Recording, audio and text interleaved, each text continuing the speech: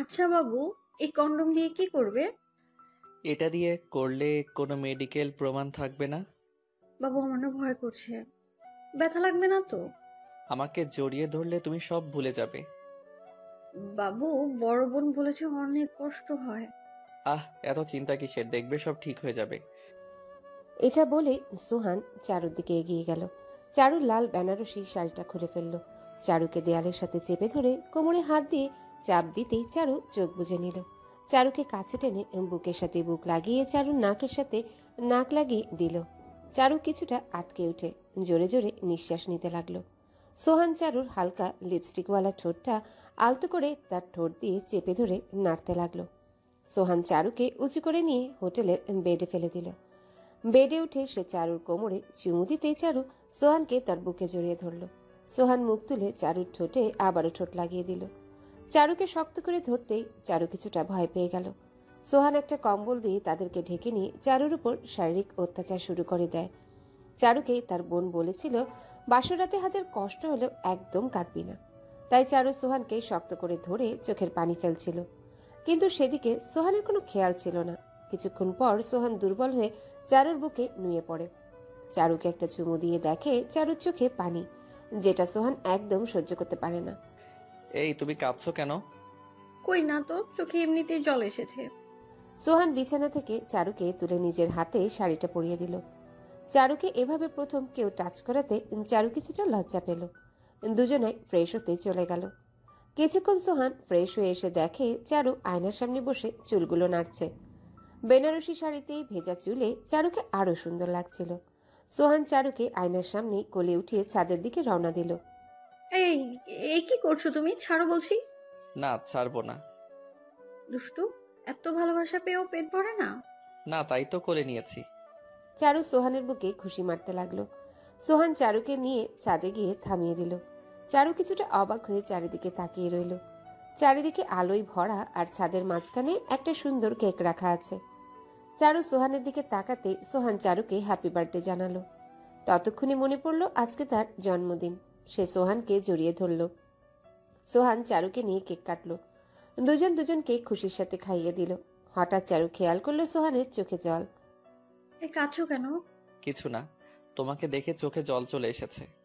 হুম, জানি তো, ওই বাদর ছেলে আমাকে অনেক ভালোবাসে। হুম, অনেক।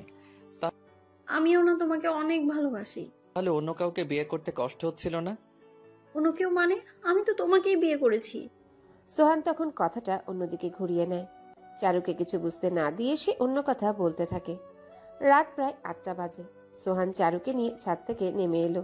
রুম থেকে সবকিছু নিয়ে বাইরে এলো। আগে থেকে গাড়ি রেডি ছিল। সে চারুকে গাড়িতে বসিয়ে দিল। কি হলো সোহান, এত রাতে কোথায় যাবে? তুমি এখন বাড়িতে যাও। কেন? আমাদের তো তোমার বাসায় যাওয়ার কথা। তোমার বাবা ফোন দিয়ে বলল তোমার মা নাকি অনেক অসুস্থ, তাই তোমাকে তাড়াতাড়ি যেতে বলেছে। চলো না, তুমিও সাথে আসো। না থাক, আমার একটু কাজ আছে, তুমি বসো, ড্রাইভার তোমাকে পৌঁছে দেবে। তাহলে আবার কাঁদছো কেন? এমনি তুমি চলে যাচ্ছ তাই কষ্ট হচ্ছে। তাহলে একসাথে যাই। না থাক, তুমি যাও। চারু গাড়ি থেকে নেমে সোহানকে জড়িয়ে ধরল। সোহান চারুকে বলতে চাচ্ছিল চারু আমাকে মাফ করে দিও, কিন্তু বলতে পারল না। সে যে অপরাধ করেছে এটার ক্ষমার যোগ্য না। একটা মেয়েকে এভাবে ধর্ষণ করাটা একদম ঠিক না। সোহান চারুকে গাড়িতে তুলে দিল। গাড়িটা ছেড়ে চলে যেতে লাগলো সোহানের পাশ থেকে।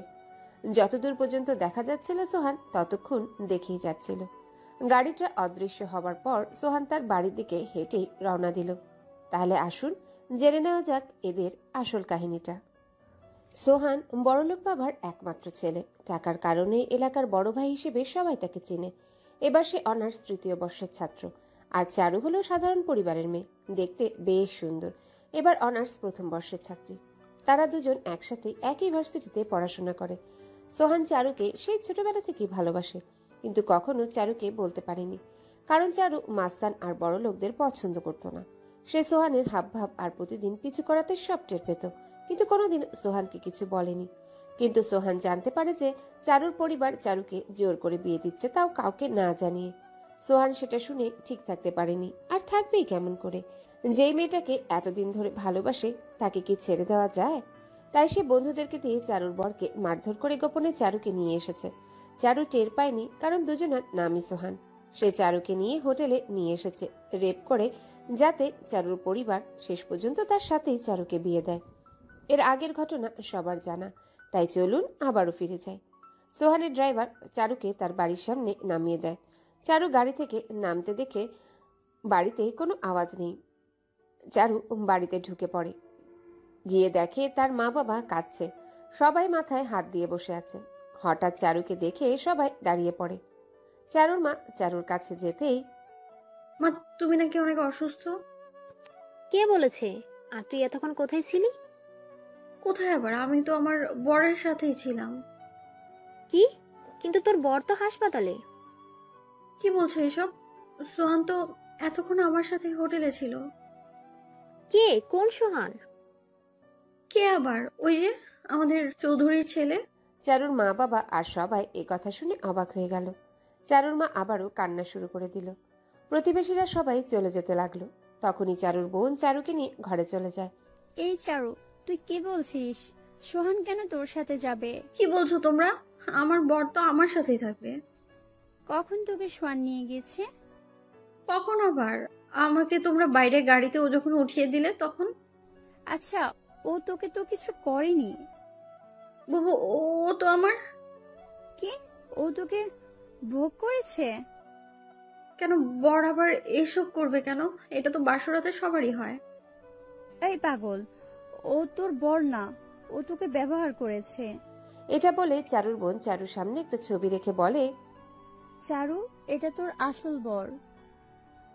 চারুর বোনের হাতের ছবি দেখে চারু কিছুটা চমকে গিয়ে পিছিয়ে যায়। সে কি দেখছে? এটা তো সোহান না। চারু চোখ দিয়ে অনায়াসে জল পড়তে থাকলো। চারুর বোন চারুকে ছুতে এক ঝটকা দিয়ে হাতটা সরিয়ে দিয়ে কাপড় খুলে ওয়াশরুমের দিকে কাঁদতে কাঁদতে দৌড় দেয়। পানি ছেড়ে দিয়ে সাবান দিয়ে নিজেকে ধোয়ার চেষ্টা করছে, কিন্তু কেন যেন সোহানের স্পর্শের কলঙ্কের দাগটা আরো গেঁথে যাচ্ছে চারুর শরীরে। ওদিকে সোহান রুমে গিয়ে এক গ্লাস জল খেতে গিয়ে গ্লাসটা পড়ে গিয়ে ভেঙে গেল। সে বিছানার উপর বসে মাথায় হাত দিয়ে বালিশে মাথা রাখলো। তার মন তাকে সায় দিচ্ছে না। সেইভাবে চারুকে বিয়ের রাতে ধর্ষণ করে ঠিক করেনি, কিন্তু কি করার ছিল? সে চারুকে কখনোই ভুলতে পারেনি। সে সোজা তার বাবাকে গিয়ে সব বলে দেয়। তার বাবা এসব শুনে চুপ করে বসে থাকে। হঠাৎ দরজায় কড়া নড়ল। সোহান কিছুটা আন্দাজ করতে পেরে আড়ালে চলে গেল। দরজা খুলতেই দেখলো চারুর মা আর বাবা চোখে পানি নিয়ে হাত জোর করে তার বাবার সামনে বসে পড়ল। কি হয়েছে? তোমরা এত রাতে এখানে? স্যার, আমার মেয়ের সর্বনাশ হয়ে গিয়েছে। কি হয়েছে সেটা বলো। স্যার, আমার মেয়েকে বিয়ের আসর থেকে নিয়ে গিয়েছে আপনার ছেলে। এই ব্যাপার? আচ্ছা, কখন ঘটেছে ঘটনা? শোনো চারুর বাবা, কিছু জানাজানি হবার আগেই তুমি বাড়িতে চলে যাও। কালকে কাজী ডেকে আমি এদের বিয়ের সব ব্যবস্থা পাকা করছি।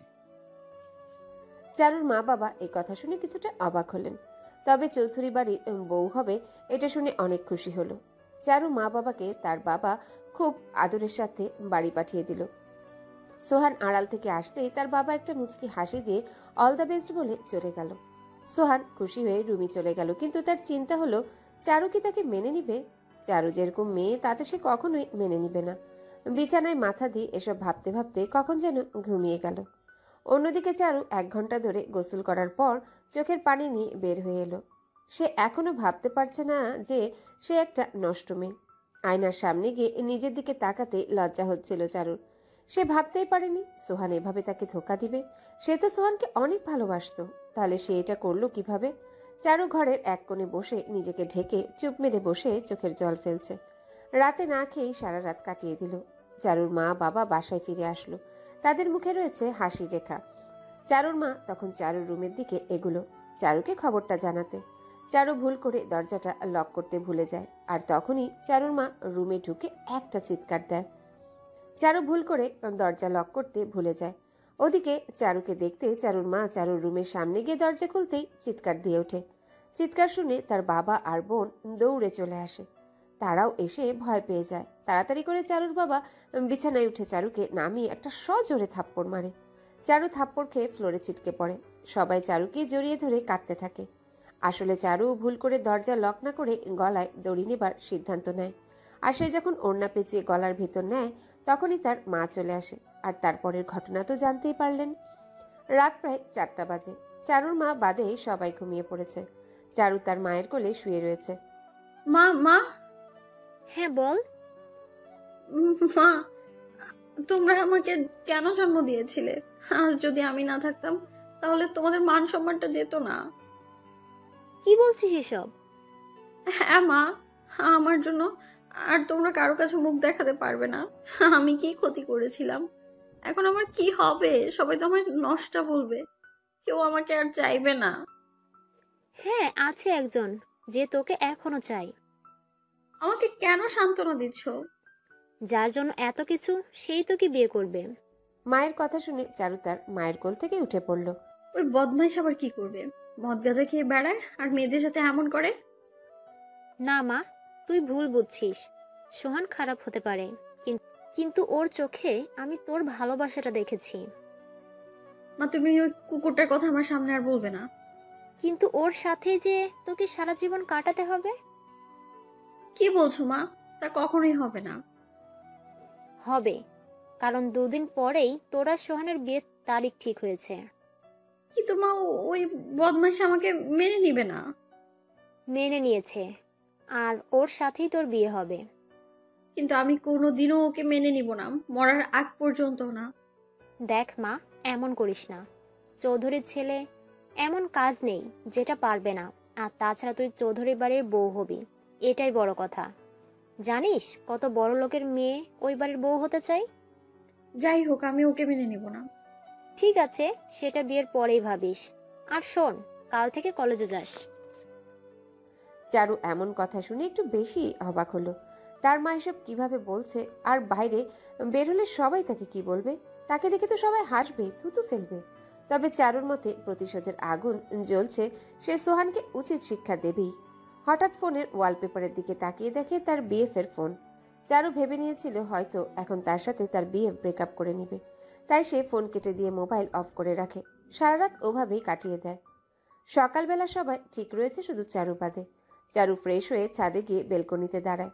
ছাদ থেকে সোহানের রুমটা একদম সুন্দর করে দেখা যায়, কারণ সোহানের রুমটা এমনভাবে রয়েছে যেটা চারু ছাদ থেকে সুন্দরভাবে দেখা যায়।